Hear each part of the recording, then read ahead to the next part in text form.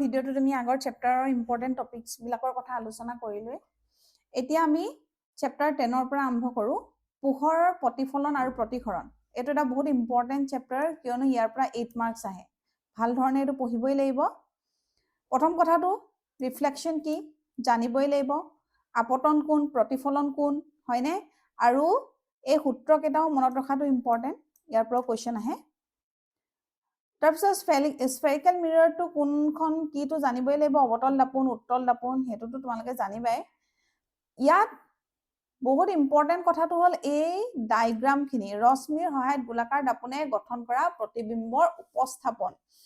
ডায়গ্ৰামখিনি আঁকিবলৈ জানাৰ লগতে চিত্ৰসমূহটো তোমালোকে আঁকিবলৈ জানিব লাগিবই, লগতে পজিশ্যনবিলাক তোমালোকে যিমান পাৰে প্ৰেক্টিচ কৰি কৰি মনত ৰাখিবলৈ চেষ্টা কৰিবা, যে কোনটো অবজেক্টটো ক'ত কেতিয়া বহালে ক'ত ইমেজ ফৰ্মেশ্যন হ'ব, সেই বস্তুবিলাক মনত ৰাখিবা। আৰু লগতে এইকেইটা যে দিছে যে ফ'কাছৰ মাজেদি পাৰ হৈ গ'লে প্ৰতিফলন ৰশ্মিডাল কেনেকৈ যাব, হয়নে? চেণ্টাৰ অফ কাৰ্ভেচাৰৰ মাজেদি পাৰ হৈ গ'লে কেনেধৰণে প্ৰতিফলন হয়, পলত হ'লে কেনেধৰণে হয়, এই ডায়গ্ৰামকেইটাও চাবা। ঠিক আছে, 1 মাৰ্কৰ কাৰণে এই কুৱেশ্যনটো আহিব পাৰে, আৰু এই ডায়গ্ৰামটোতো ভেৰি ভেৰি ইম্পৰ্টেণ্ট, এইকেইটাটো চাবই লাগিব। তাৰপিছতে আহি গ'ল কনভেক্স মিৰৰ। আৰু এটা বস্তু, ইউজেছ অফ কনকেভ মিৰৰ, অৱতল দাপোনৰ ব্যৱহাৰ, এইখিনিও চাব লাগিব। এতিয়া উত্তল দাপোনৰ দ্বাৰা প্ৰতিবিম্ব গঠন, ইয়াতো দুটা ডায়গ্ৰামেই আছে, এই দুইটা ইম্পৰ্টেণ্ট, হয়নে? যে দুইটা কথা মনত ৰাখিবই লাগিব ভালদৰে, যে ই সদায় সৰু ইমেজে, এটা ডাঙৰ ইমেজ দুইটাতে সৰু ইমেজে ফৰ্ম কৰে, লগতে দুটা পজিশ্যনৰ কাৰণে আমি আকৌ এটা অসীমত আৰু এটা ফাইনাইট ডিষ্টেঞ্চত, হয়নে? তাৰপিছতে কনভেক্স মিৰৰ তেনেকৈ ব্যৱহাৰো তোমালোকে চাবা। আৰু লগতে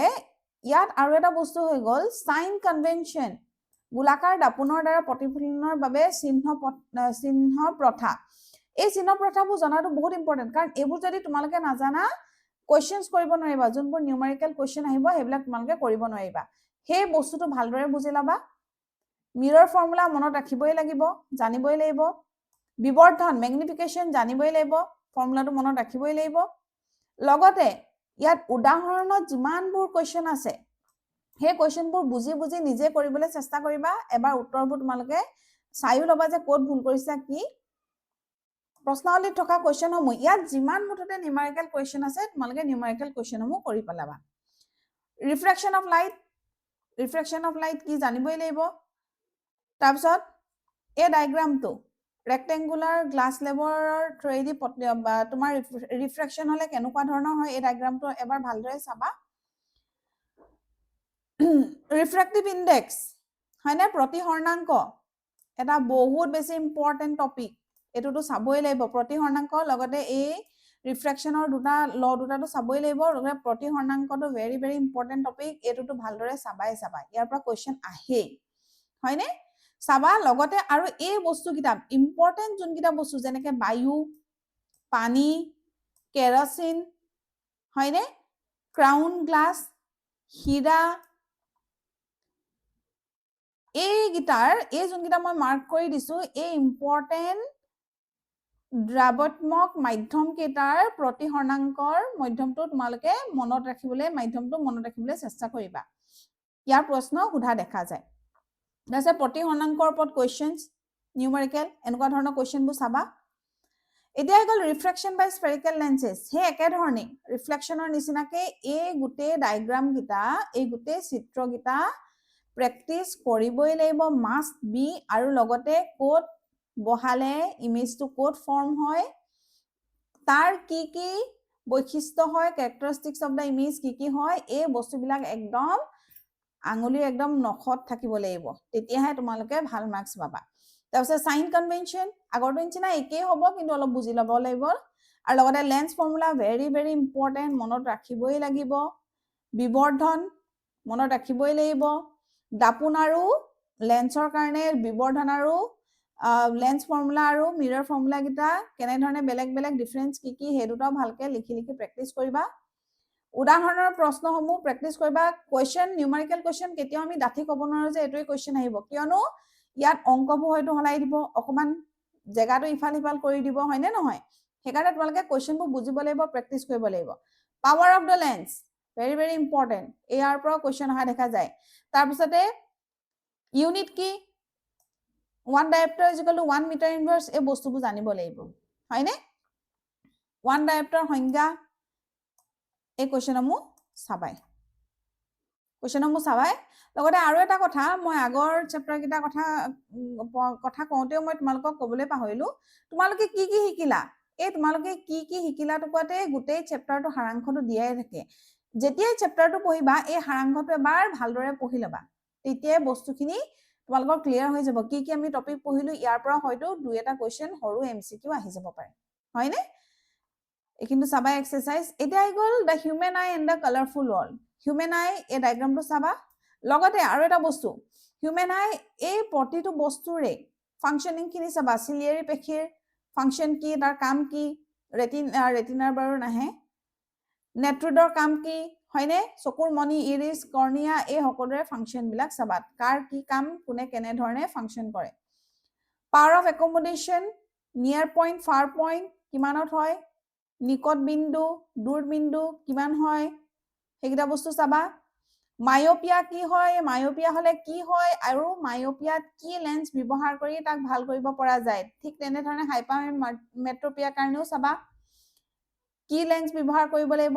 মায়োপিয়া বা হাইপাৰমেট্ৰোপিয়া হলে কি হয় হয়নে সেই বস্তুটো ভালদৰে চাবা এনেকুৱা ধৰণৰ কোৱেশ্চনবোৰ আহে মায়োপিয়াগ্ৰস্ত চকু থকা মানুহ এজনে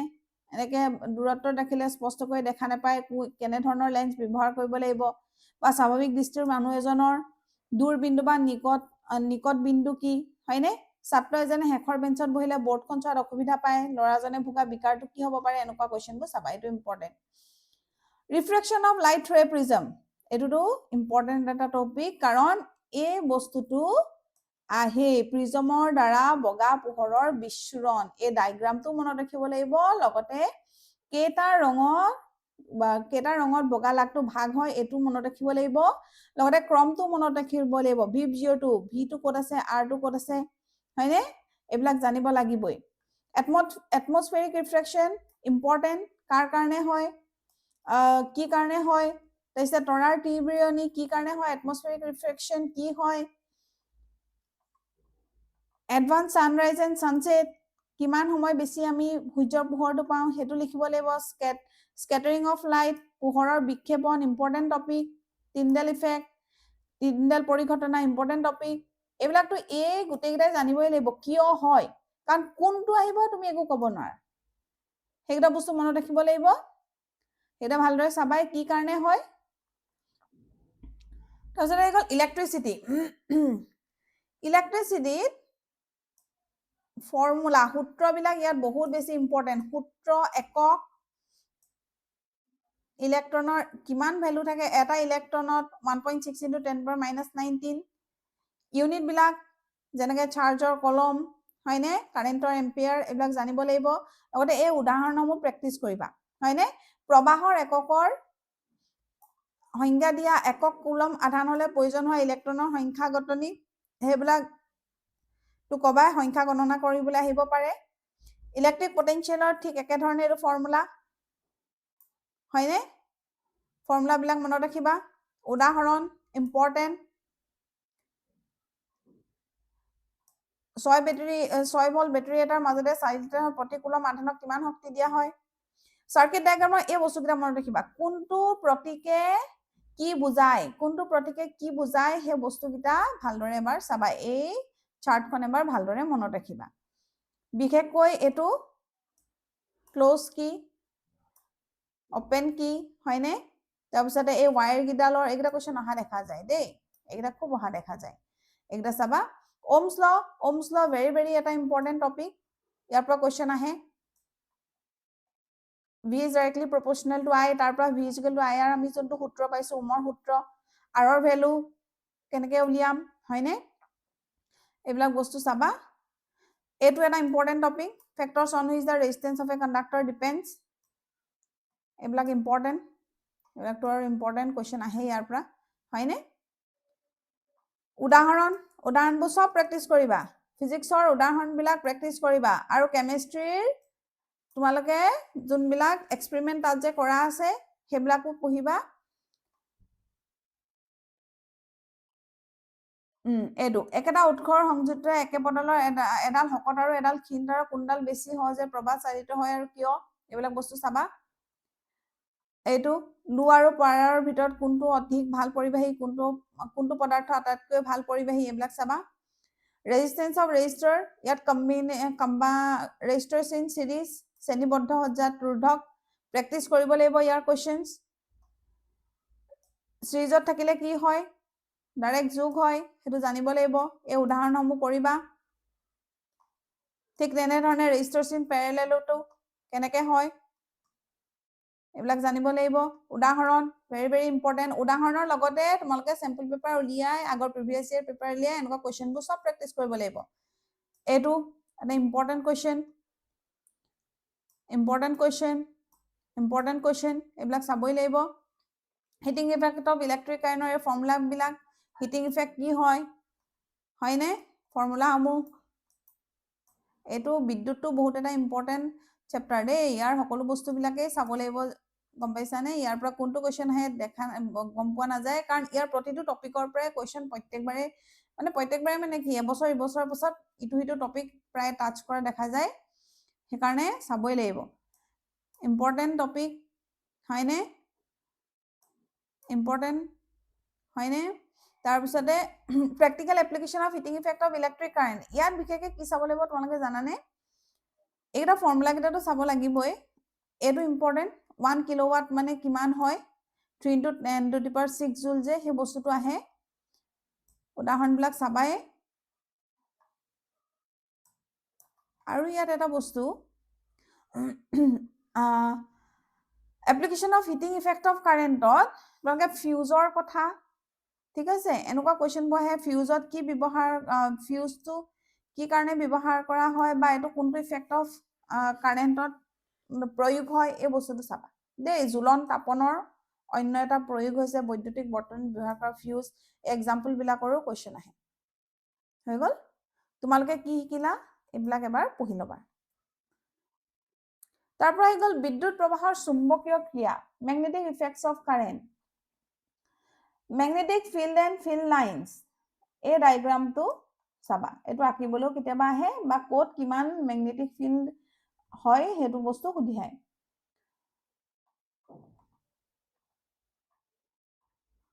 তাৰপিছতে এইটো ইম্পৰ্টেণ্ট টপিক ইয়াৰ এইটো চাবা right hand thumb rule important question অহা দেখা যায় এই এনেকুৱা ধৰণৰ কুৱেশ্যনবোৰ প্ৰায় অহা দেখা যায় এইবোৰ কুৱেশ্যন চাবা দেই এই কুৱেশ্যনবোৰ চাবা এনেকুৱা ধৰণৰ কুৱেশ্যন প্ৰায় অহা দেখা যায় তাৰপিছত এডাল দণ্ড চুম্বকৰ কেওশাখৰ চুম্বক বলৰেখাৰ অংকন কৰা ইম্পৰ্টেণ্ট হয়নে দুডাল চুম্বক বলৰেখাই কিয় পৰস্পৰক কটাকটি কৰিব নোৱাৰে ইম্পৰ্টেণ্ট কুৱেশ্যন তাৰপিছতে সলেনয়েড ইম্পৰ্টেণ্ট টপিক প্ৰবাহৰ বাবে সলেনয়েডৰ কুণ্ডলিক চৌম্বক ক্ষেত্ৰ সলেনয়েডৰ ভিতৰত চৌম্বক ক্ষেত্ৰখন কেনেকুৱা হয় ঠিক আছে এনেকুৱা বস্তুখিনি চাবা এই যেনেকৈ শুদ্ধতৰ বাছি উলিওৱা এইটো চৌম্বকৰ ক্ষেত্ৰ এই কুৱেশ্যনটো ইম্পৰ্টেণ্ট দেই ইয়াৰ MCQ অহা দেখা যায় ইম্পৰ্টেণ্ট এইটো বস্তু বহুত ইম্পৰ্টেণ্ট ফ্লেমিঙৰ বাঁহতীয়া নীতি এই এনেকুৱা ধৰণৰ কুৱেশ্যনবোৰ অহা দেখা যায় ইয়াৰ দেই এনেকুৱা ধৰণৰ কুৱেশ্যনবোৰ চাবা এইটো এটা ইম্পৰ্টেণ্ট কুৱেশ্যন ঠিক আছে ইলেক্ট্ৰিক মটৰৰ আচলতে আগতে গোটেই প্ৰচেছটো লিখিবলৈ আহে আজিকালি তেনেধৰণে ইমান দীঘলীয়াকৈ নাহে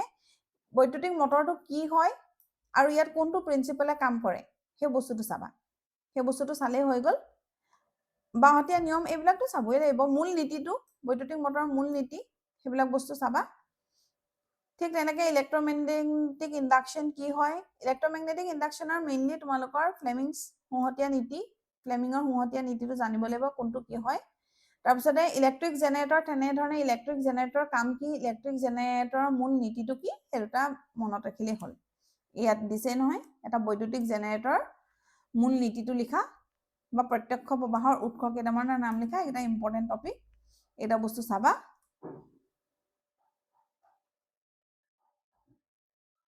ডমেষ্টিক ইলেক্ট্ৰিক চাৰ্কিটত অভাৰলোডিং কি হয় শ্বৰ্ট চাৰ্কিট কি হয় বা শ্বৰ্ট চাৰ্কিট আমি প্ৰতিৰোধ কেনেকৈ কৰিম দুটা প্ৰতিৰোধ তোমালোকে মনত ৰাখিবা কাৰণ তেনেকুৱা আহিব পাৰে প্ৰতিৰোধ দুটা লিখিবলৈ কেনেধৰণে আমি প্ৰতিৰোধ কৰিম বুলি তোমালোকক দুটা লিখিবলৈ দিব পাৰে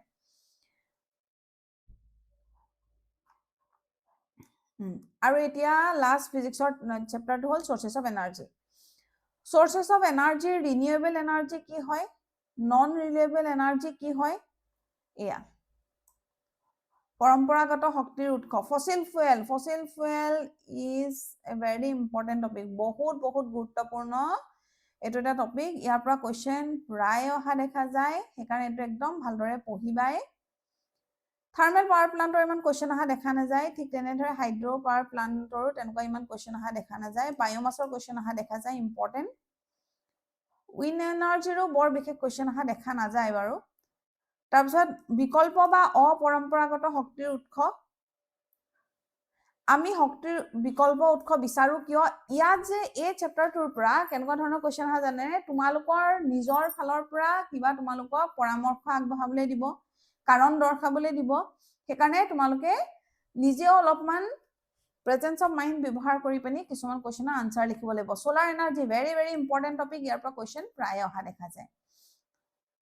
এটা বস্তুটো চাবাই টাইডেল এনাৰ্জি ইমান ইম্পৰ্টেণ্ট নহয় wave energy ocean thermal energy এইবোৰ ইমান বেছি ইম্পৰ্টেণ্ট নহয় নিউক্লিয়াৰ এনাৰ্জিৰ পৰা কোৱেশ্চন আহে নিউক্লিয়াৰ শক্তি চাবা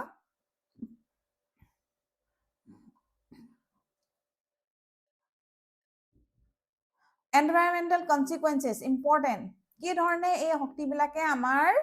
পৰিৱেশটোৰ ওপৰত প্ৰভাৱ পেলাইছে সেইটো লিখিবলৈ পাৰে তোমালোকৰ ফালৰ পৰা কিবা কিবি কাৰণ দৰ্শাবলৈ দিব পাৰে সেইকাৰণে এইকেইটা ভালদৰে চাবা শক্তিৰ উৎস এটা কিমান দিনলৈ টিকি থাকিব এইকেইটা বস্তু অলপ চাবা তোমালোকে কি কি শিকিলা অকমান পঢ়ি ল'বা অকমানকে দিয়া আছে এতিয়া গ'ল আমাৰ পৰিৱেশ what happens when we add our waste to the environment এইবিলাকটো চাবাই এইবিলাকটো সাধাৰণ কথা ইকোসিস্টেম water its component পৰিস্থিতি তন্ত্ৰ ইয়াৰ উপাদানবিলাক কি এটোটো জানিবই লাগিব এটো বহুত ইম্পৰ্টেন্ট টপিক নেই ফুড চেইন খাদ্য শৃংখল আৰু জাল এটো জানিব লাগিব আৰু লগতে এইটো পৌষ্টিক স্তৰ এটো বহুত বেছি ইম্পৰ্টেন্ট তলত কোন থাকে উৎপাদক প্ৰাথমিক উপভোক্তা দ্বিতীয় উপভোক্তা তৃতীয় উপভোক্তা আহে তাৰ পিছতে লগতে কোড বেছি আছে হয়নে কিমান পাৰ্সেন্ট এনাৰ্জি ইটোৰ পৰা হিতুলে যায় এনেকুৱা ধৰণৰ কোৱেশ্চনবোৰ আহে এটো বহুত ইম্পৰ্টেন্ট এটো চাবাই আমাৰ কাৰ্যকলাপে পৰিৱেশক কেনেদৰে প্ৰভাৱিত কৰে এইটো বস্তু বহুত ইম্পৰ্টেন্ট কাৰণ ইয়াত তোমালোকৰ নিজৰ কিছুমান পৰামৰ্শ আগবঢ়াবলৈ দিব পাৰে ঠিক আছে ওজন লেয়াৰ কোৱেশ্চনো অহা দেখা যায় ওজন লেয়াৰটো চাবা আমি উৎপন্ন কৰা আৱৰ্জনাৰ ব্যৱস্থাপনা এইবিলাক চাবা কি ধৰণে আমি ব্যৱস্থা লব লাগে হয়নে ওজন কি আৰু কোন পৰিস্থিতি তন্ত্ৰত কেনেদৰে প্ৰভাৱ পেলাব এইটো চাবা এইটো কোৱেশ্চন চোৱা পেলনীয়া আৱৰ্জনাৰ সমস্যা হ্ৰাস কৰিবলৈ তুমি কি পদক্ষেপ গ্ৰহণ কৰিবা ইয়াৰ যিকোনো দুটা পদ্ধতিৰ বিষয়ে লিখা এইবিলাক কোৱেশ্চন তোমালোকে নিজৰ পৰা অলপ লিখিব লাগিব সেইবিলাক অলপ প্ৰেক্টিস কৰিবা প্ৰাকৃতিক সম্পদৰ ব্যৱস্থাপনা মেনেজমেন্ট অফ নেচাৰেল ৰিসোৰ্সেছৰ কি চাবা তোমালোকে সাস্টেইনেবল ডেভেলপমেন্ট বহনক্ষম উন্নয়ন কি হয় হয়নে বহনক্ষম উন্নয়নৰ কাৰণে আমি কি কৰিব লাগিব আমাৰ কৰণীয় কি সেইবিলাক বস্তু লিখিবলৈ আহিব পাৰে আৰু লগতে এই তিনটা বস্তু বহুত ইম্পৰ্টেন্ট 3R হ্ৰাসকৰণ ৰিডিউস পুনঃচক্ৰিয়কৰণ ৰিসাইকেল পুনঃব্যৱহাৰ ৰিউজ এটা বহুত বেছি ইম্পৰ্টেন্ট ইয়াৰ কোৱেশ্চন আহে why do we need to manage our resources আমি আমাৰ সম্পদৰাজি কিয় ব্যৱস্থাপনা কৰিব লাগে এটো ইম্পৰ্টেন্ট হয়নে এনেকুৱা ধৰণৰ কোৱেশ্চন পৰিৱেশ হিতেখি হবলৈ তোমাৰ কি অভ্যাসৰ পৰিৱৰ্তন কৰিব পাৰা হয়নে এনেকুৱা ধৰণৰ কোৱেশ্চনবোৰ তোমালোকে লিখিব লাগিব এইবোৰ সম্পদসমূহ সমভাৱে বিতৰণ হ'ব লাগে কিয় বুলি কিয় ভাবা আমাৰ প্ৰাকৃতিক সম্পদসমূহৰ সমবিতৰণৰ বিৰুদ্ধে কি শক্তিয়ে কাম কৰি আছে এইবিলাক চাবা তাৰপিছত ষ্টেক হোল্ডাৰ্স অংশীদাৰ সমূহ ইয়াৰ ওপৰতো কোৱেশ্চন আহে এইবিলাক চাবা এটো টপিক চাবা তাৰপিছতে সাস্টেইনেবল মেনেজমেন্ট বহনক্ষম ব্যৱস্থাপনা এটোটো চাবাই এটো ইম্পৰ্টেন্ট হয়নে ইয়াৰ কোৱেশ্চনো অহা দেখা যায় এই ৰেনি কোট হৈছিল হয়নে এনেকুৱা ধৰণৰ বস্তুবিলাকো চাবা ভিতৰৰ বস্তুবিলাক কোট কি হৈছিল